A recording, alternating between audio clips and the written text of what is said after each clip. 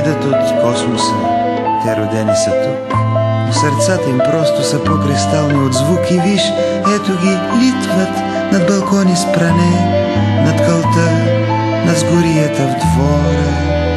И добре, че се срещат единици поне от рода на хвърчащите хора.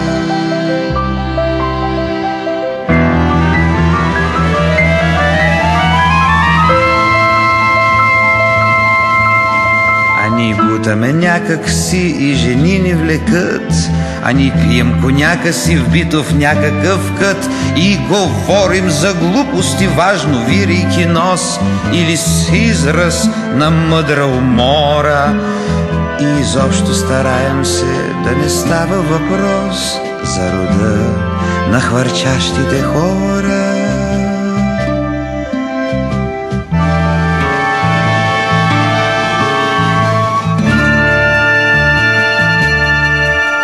И е верно, че те не са от реалния свят, не се срещат на тениса, нямат собствен фиат.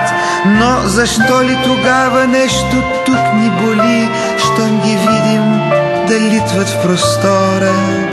Да не би да ни спомнят, че и ние сме били от рода на хвърчащите хора.